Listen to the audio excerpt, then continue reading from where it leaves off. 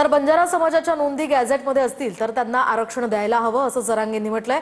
हैदराबाद गॅझेटच्या नोंदीनुसार एसटीतनं आरक्षण देण्याची मागणी बंजारा समाजाची आहे। या पार्श्वभूमीवर बंजारा समाज कुणाला विनाकारण विरोध करत नाही असं जरांगे पाटलांनी म्हटलंय। बंजारा समाज खूप कष्टाळू आहे असंही त्यांनी यावेळी म्हटलंय।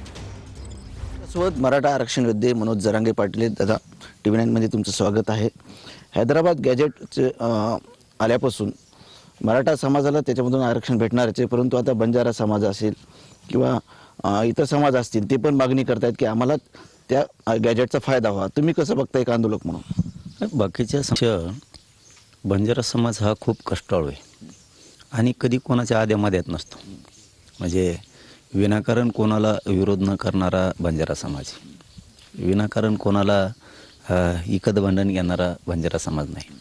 त्यांचे ते काबड कष्ट करणार, ऊस तोडणार, शेतीचे कामं करणार, खूप कष्टाळू समाज आहे। जर त्याच्यात हैदराबादमध्ये गॅजेटियरमध्ये नोंदी असतील त्या गरीब लोकांना दिलं पाहिजे या मताचे आपण आहेत। राष्ट्रवादी काँग्रेसचे ज्येष्ठ नेते शरद पवार असं म्हटलेत की काही जिल्ह्यामध्ये सामाजिक कटुता निर्माण झाली आहे।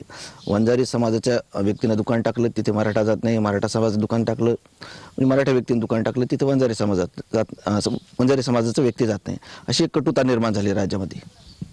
नाही, आम्हाला नाही दिसली, राजकारणी लोकांना कशी दिसती माहीत नाही, पण एक 4-2 जर सोडले टवाळखोर तर बाकी सगळा समुदाय एकमेकामध्ये तशी जर रूढ पडली तर 50-55% राज्यात एकटाच मराठा आहे। तशी जर रूढ पडली ना तर उपासमारीची वेळ येईल लोकांवरती, कारण मराठ्यांनी बी जर ठरवलं मग कुठं जायचंच नाही तर बाकीच्यांचं खूप मोठा देवारा होईल। मग नक्कीच हे होते मनोज जरांगे पाटील। कॅमेरामन अमित आडेसह संजय सरोदे, TV9 मराठी, आंतरवादी सराटी, जालना।